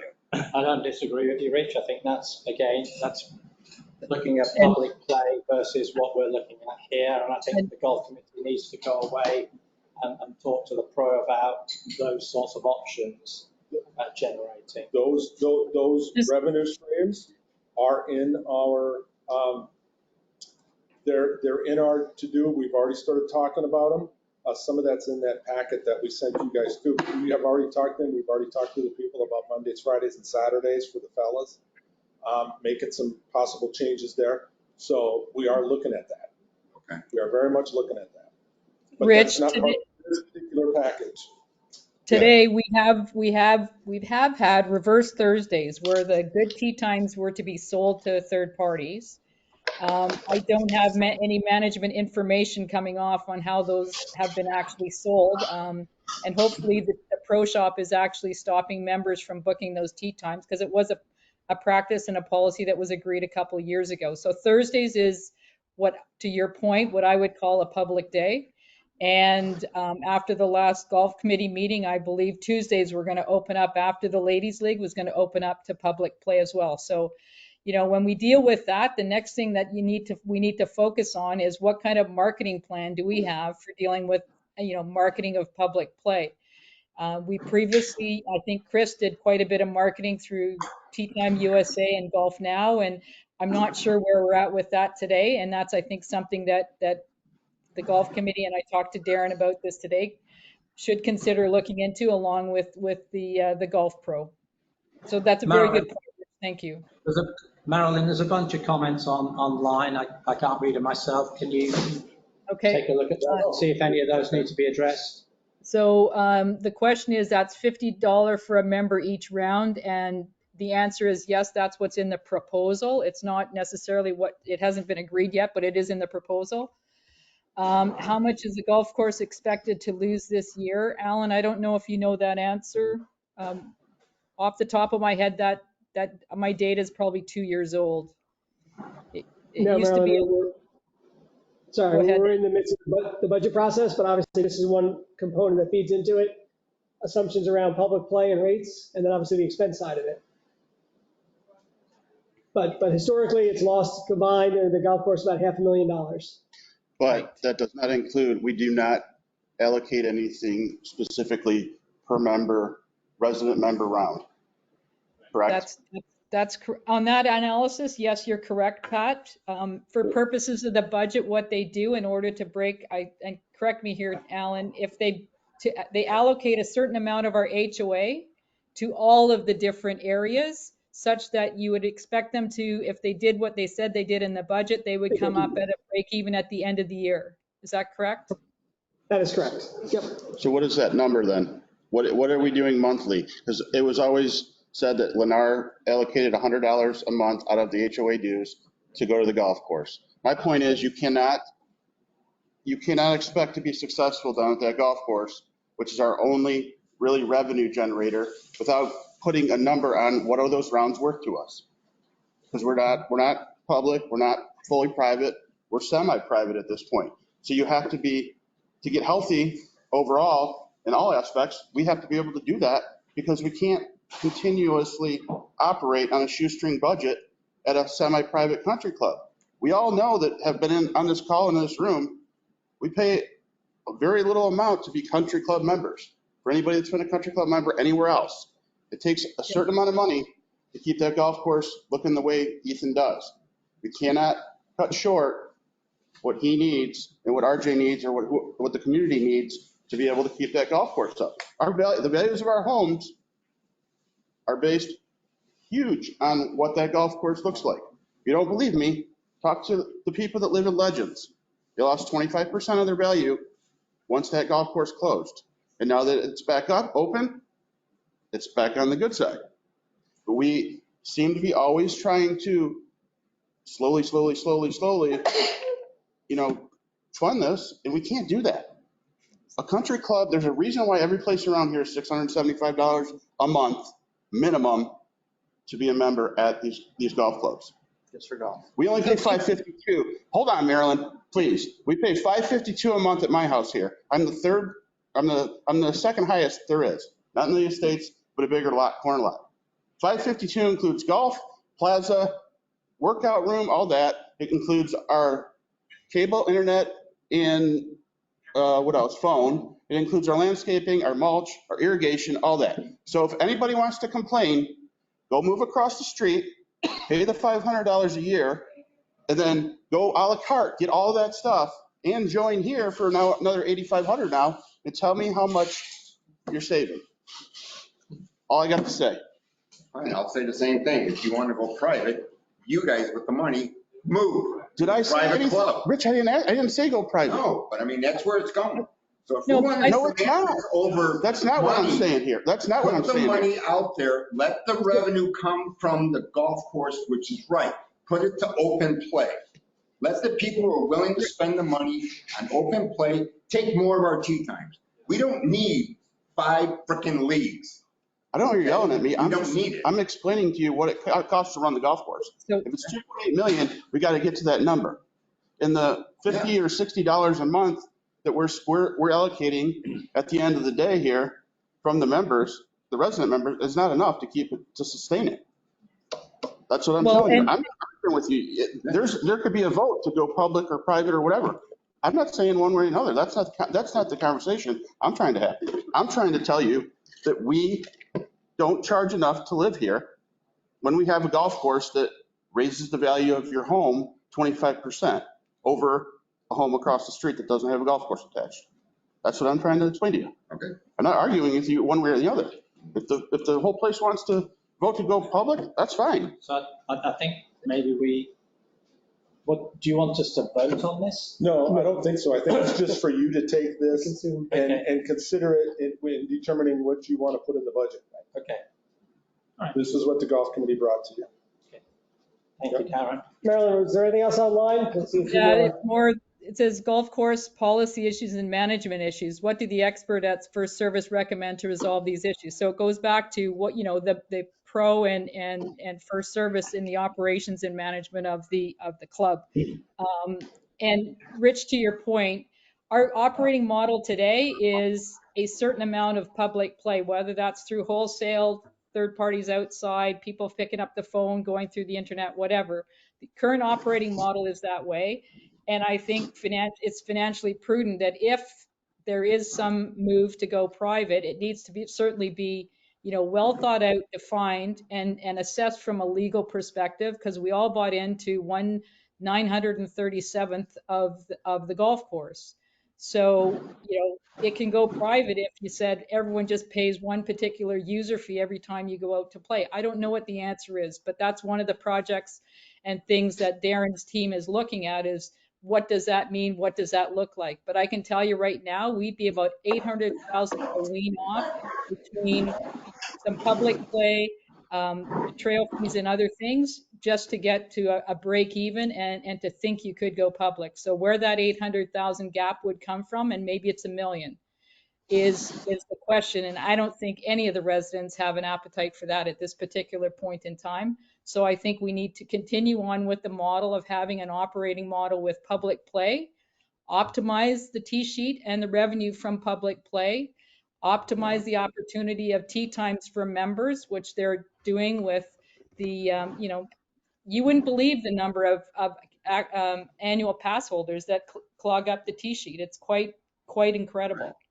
So again, we don't want to boil the ocean. This needs to be methodical. It can't be radical change, and it needs to be well thought out from a legal context, a financial, and just overall fiduciary responsibility.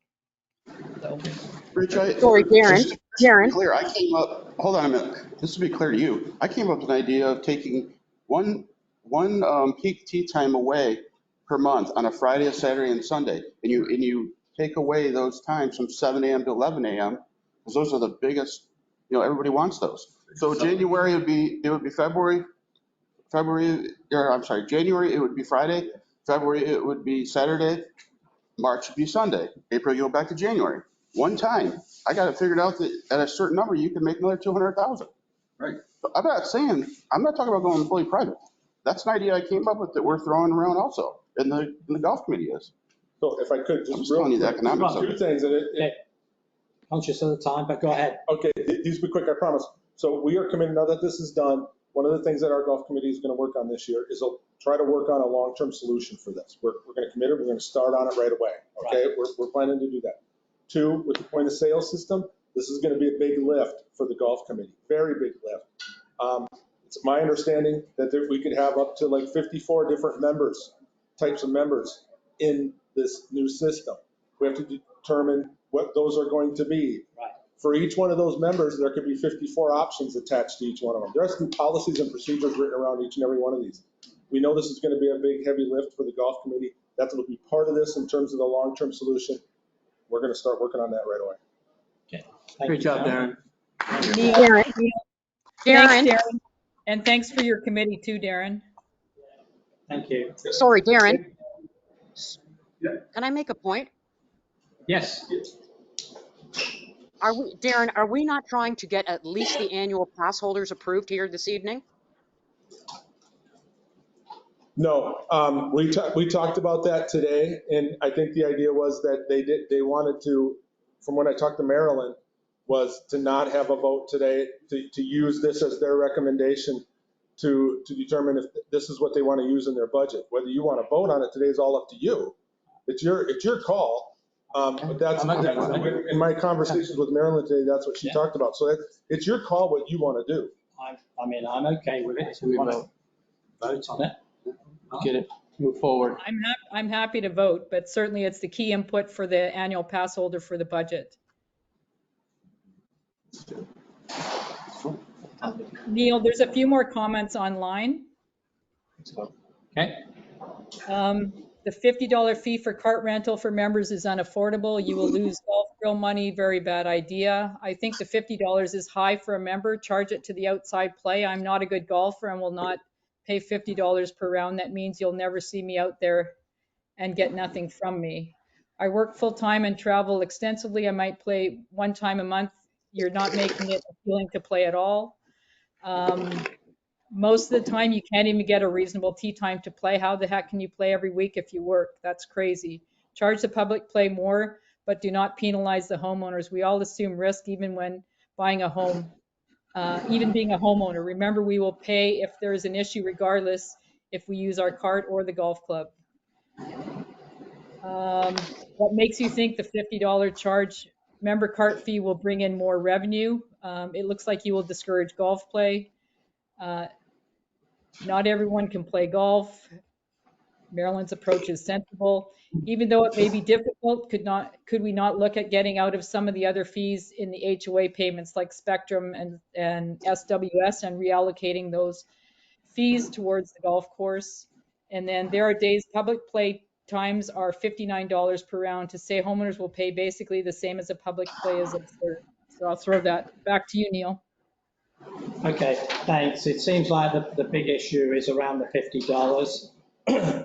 Would it be sensible for us to make a motion for the approval of the pass holders trail fees and the resident trail fee increase of the 5%, and then ask them to revisit the $50? Yes, I do have one question on that real quick. So is the 30 outside and the family passes, is that it? Like, what if we want to add to it? Will we be able to add to that later on, or are we going to be stuck and we'll have to change everything again? Like, let's say it fills up real quick and we're like, you know what, we can fit another 10. I mean, if we wanted, if the 50 filled up real quick and we thought, oh, maybe it's not taking up all the tee times because we've restricted them to 8:30 and afterwards, and there's other demand, and we can vote to increase the number if we want to. Yeah, I just want to leave that open just in case, you know? Yeah. I think it's a good thing, but I'm ready. Neil, I would suggest that the cart fee thing go back to the pro and they establish what is a market rate for a club cart fee and for the $50. And go from there. Yeah. Okay. What is the difference between if I'm a homeowner and I have my own cart and I pay for the trail fee versus if I'm a homeowner and I use the country club's carts What's the new difference in those prices?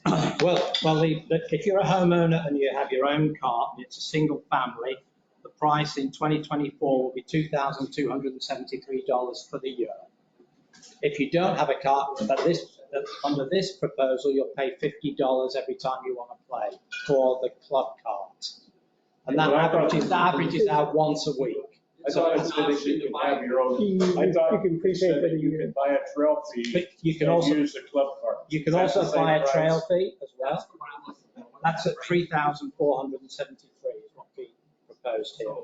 So it's $800. Yeah, because it used to be like $30 difference. And I'm glad to see it It's expand greatly. it has. All the wear and tear on the cars. Exactly. Makes sense. So I think maybe we have a motion to approve the first two pieces, which is the pass holder trail fee, the resident trail fee, but we push back the cart fee for further review. So moved. Second. Okay, all those in favor? Aye. That's done. Darren? So you got the first two done, the $50 you need to come back and take another look at. Neil, I think it should also come through the pro as he's developing the budget for next year in terms of what the cart fee revenue needs to be. Through the pro. We'll talk to the pro about it. Yeah, but that's our recommendation. I mean, like I said, you can do what you want. Do what you want. Yeah.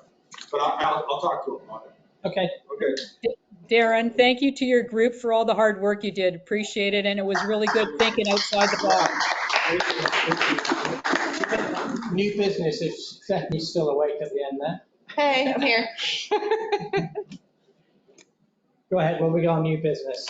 Sure. First item of new business, accounts to be recommended for the next fining. I got the date wrong on the agenda. The date is actually September 6th. Okay. Not August 2nd, obviously. So it's 5 accounts that we are recommending to go to hearing, and a wide variety of issues: dead palm tree, commercial vehicle, roof cleaning, possible business being run out of the home, and missing mailbox. Okay, can we have a motion to recommend that these be reviewed by the Covenants Committee? So moved. Second. Okay, all those in favor? Aye. Done. Okay, the next one is one that I'm going to ask Gary to come and give us a perspective on this. This is an ARC application which falls outside of the ARC standards, and it's come to the board for our view on that. But Gary, if you could perhaps give me some background. Yes, we received and acted on July 18th of this year, a proposal for a different type of construction behind a home. The home is identified in your paperwork, but no public's identified. Behind the house, there's a retaining pond and a hole in the golf course. There are no homes behind the house.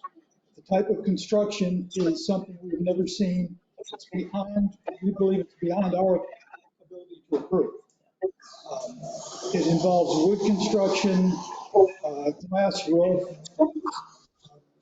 just a number of things that are beyond our ability to act on. The board, we brought it to the board because there are things that we think the board has to decide what they want the look of the community to be. The particular proposal had some deficiencies that you might want to consider. They were going to build on a setback area and build on a drainage and utility easement. That's something we don't generally recommend.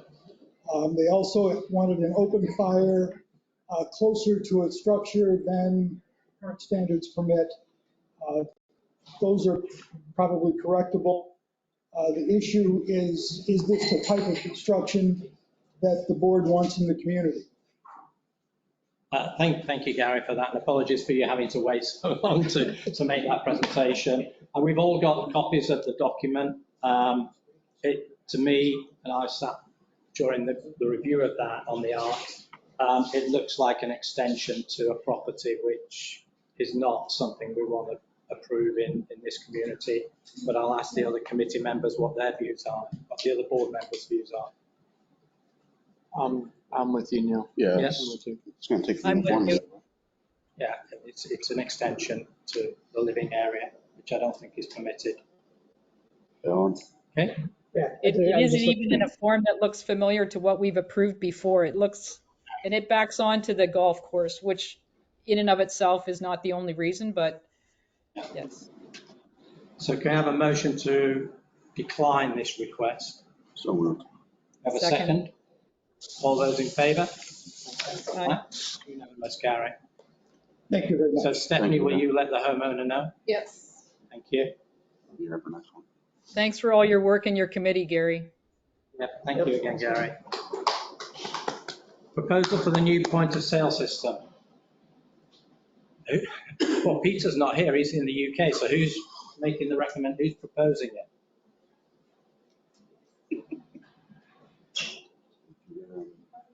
Oh, no, look at me. Peter and Russ have been working on it. Yeah. I mean, I can give a rough rundown of. I mean, I've read through it, it looks, Yeah. you know, good. I mean, I'm okay with it, but we should have somebody from the golf who's actually proposing it or Well, that was a facilities. separate subcommittee. I mean, Yeah, kind of did before. Yeah, Went through a bunch of them. sorry. We went through them before. Yeah, I mean, do we just want to go? I mean, I can give I think it's a fait accompli. We need to move forward, don't we? Just go. I mean, I can give a brief summary without giving specifics. I think we've all read through it, we've read through the proposal. I think, you know, I'm comfortable with somebody making a motion to move forward with it. Otherwise, we're not going to get this thing implemented for January the 1st. Right. And, you know, a lot hangs on the balance there. Sorry, Marilyn, go ahead, I cut you off there.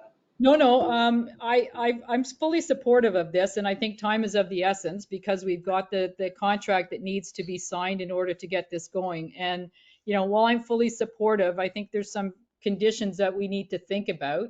I don't know what the project plan looks like. That'll be contingent on 4Ts providing one. I think we need to establish a project team that's dealing with the various aspects, including food and beverage, golf, HOA administration, and the least of which is also finance. So I'd be wanting to understand what the project, you know, model is going to look like and where the decision making is going to go. Because, you know, to Darren's point, if you got 54 options for members, we need to really understand what those definitions are and make sure they're consistent with the declaration or wherever we're going, and also keep it flexible for changes in the future. You know, there's going to be procedure and policy changes. Those all need to be communicated. So communications is going to be key to this. And I would just add to that, Marilyn, I think it's key for stability and for a successful implementation of the point of sale system that, you know, we maintain, you know, the first services in terms of their support of this system as we go through that project plan for the next 6 to 12 months, because it will take that length of time for us, one, to implement it, and then one, to make sure that it's up and running properly. So I think it's important that we have that consistency as well. Yeah, and then the success of this comes through, you know, as we go off of Easy Suites, which we have a barter system for tea times. I mean, we need to make sure that those tea times are replaced with revenue generating tea times, or else it becomes an expense of the community. So I think it's going to be important that in the 2025 budget, at least, we'll have some increased expectations for golf revenue. And the other key thing that we're missing at the moment is some proper management reports on how the managers are managing their various operations. The board doesn't get anything at this point that, you know, we can understand how the golf operations are going, how the public rounds are going, what the revenue per public round or whatever is. We don't have those bits of information. Okay. So go ahead. I would suggest the head pro being RJ, Derek being the food and beverage director, and then pick somebody from HOA to head up each section of it. And they're going to be the ones using it every day and have to know how it works. And then train people that come and go, you know. I think the first step is we approve this. The contract hasn't been finalised yet, as you know, Pat. We're still negotiating some of the terms on that. But and that's more legalese than financial. So providing we get through that, then I think 40s will come in with a project team. Right. And that's when we say, okay, you know, you're doing this, you're doing that, you're doing that, and then we allocate responsibilities then. So do we have a motion to approve this? So moved. Do we have a second? And a third. Any other questions around it? Question. Yeah, question at the back. Can you come to the, so people on the phone can hear you? I didn't know they're gonna have that meeting. I'm very excited to be here. So I am Matilda Fabian. My address is 8931 Fallen Oak Drive. That's a 2-story home in front of the new development, new park, the water park, the retreat. I am from Connecticut. We just moved here on March. We own the property since July 2021. But in Connecticut, I have a daycare. I run a daycare with the state licenses. So I was waiting to transfer the license into my daughter for me to come into Florida. I'm not going to take it too long, but I want you to know that my goal is to interact with you, to support the community. My background is social worker in Connecticut, and I'm also working for the domestic violence department in Connecticut. So here in Florida, my goal was to open a daycare too, but I have a property and another property in 1140 North Boulevard in Davenport. It's US 27 down. So the licensing on the process with the Connecticut, with the Florida, that's take it longer, a little longer. Mm-hmm. So I decided to open a house cleaning company. And that's what we are right now. We have a cleaning company, and we have state licenses, and we also have insurance. And I think I have seen some faces maybe and some there. I'm not running business from according to the information that I have, we're not allowed to run any business in any of our property. Correct. But I do have a business who are registered and everything is down there. So at this point, I am new here, and I need support, and I am ready to support the community in any way as I can, as I may. All right. I am very happy to be here because I didn't know. I always see meeting, but I never been enjoying the meeting. So I really like to be involved in the community, and I ready to work and to be served. Okay, thank you. Thank you so much. Okay, thank you. So, wasn't really a question around point of sale system. But can we vote on it? Yes, we did. All those in favour? Aye. Aye. Okay, done. Maryland's good. So, Aye. I think the yellow dog goes Goes with it, right? Okay. There's no separate. because that's in the proposal. Yep. So then, Juice Circle. This is the repairs to the sidewalk in Juice Circle, which, as we mentioned, there was an incident where somebody had an accident, tripped over it. And I think the cost of this is like $4,500 to repair it. Yes, so the proposal to repair all 3 of the issues on the Deuce Circle sidewalks is $4,480. And this was in response to the trip and fall incident report that we received. Okay. Just a couple of questions. Are you also getting quotes from Pat's, survey that he went out on all of those? Yes, that's just not in yet because that one's going to take a little bit more for our vendor to put together. Okay. But I asked for this one for quickly because it was. And then my only other question is a mention of a procurement fee of $495 in addition per permit. So is that on top of I it? believe that's only if we have to get the permit, which we don't. We don't. Okay. We have multiple quotes. We've only had the one quote. Stephanie, as part of that incident report, it was recommended about going around and painting the sidewalks.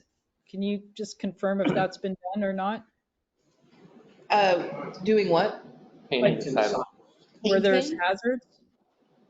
Has like a red. Oh, like before we, before we do the repair, we can either cone it or put like some sort of fluorescent paint on the hazards. Yes, we can do We that. need to do that. But also, I mean, why, normally we'd expect a couple of quotes.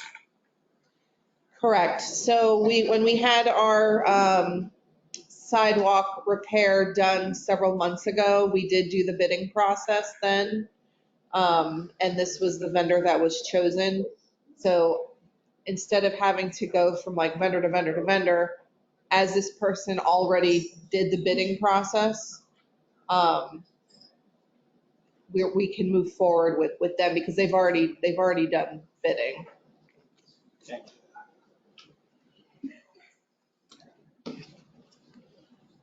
Okay, so what do we think? Want a motion to accept the proposal? I think we should get more quotes. Yeah. I do. I just think that's. I think Pat's probably in the same. Well, I mean, I just don't want a vendor getting comfortable and then saying, oh, I think we dealt with that on the roof cleaning with another contractor on Pro Job, right? Yeah. So. Stephanie, can we get some more quotes, please? Sure. Thank you. But Neil, can we notionally approve it such that we could just do it on a consent agenda next time? Because it sounds like time is of the essence to get it repaired when we get the right quote in. Well, can we get another quote, providing it's comparable, then we can approve this one? Or I at think that's what least, you mean. Yeah. Yeah, that can be at least agree through email and go to the consent agenda rather than waiting another month before construction can start. I'm okay with that. You guys okay with that? Yes.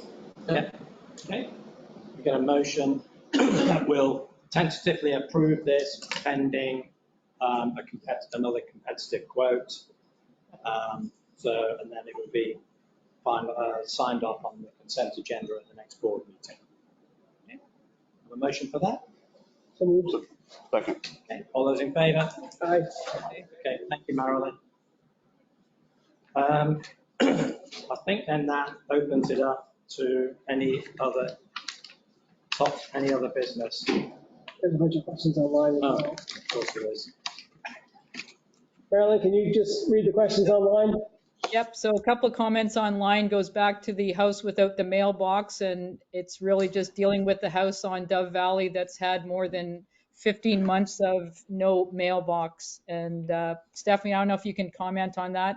Has it been resolved or is it still waiting for that vendor to show up? I know it's been to the violations committee. So they are going to finding this next hearing. However, I spoke to the vendor myself and it is scheduled to be installed tomorrow. Okay. Another comment is the Florida oaks. As the Florida oaks grow, this is going to be an issue throughout the community. What is the board going to do about the oaks? So this is something that we just need to discuss with United. Whether it's part of their annual tree trimming or if we have to pay extra to get some tree trimming done.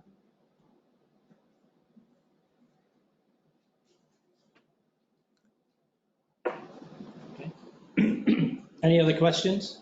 Just the last comment is there's, with regard to the oak, it's the roots is where the issue is. So I guess that's something we should take offline and talk to United about. Okay. And then the last comment is the Plaza's had the same menu for over a year. I go there every week. And if there was a new menu, when are the plans to create a new menu? Are they soon? So I think that's with the food and beverage folks. Yes, Marilyn, correct. The Food and Beverage Committee is right next to Derek. Derek actually comes to our meetings and we're discussing those now. Okay. That's it online. All right, do we have any other issues, topics, questions before we adjourn the board meeting? Not quite as long as the golf committee, but still a good 2 hours. Tuesday? Sets the bar high. Okay, if we don't have any other topics, then I'll ask for a motion to adjourn. Second. All those in favour? Aye. Aye. Thanks, everybody. Thank Have a you. good evening. 6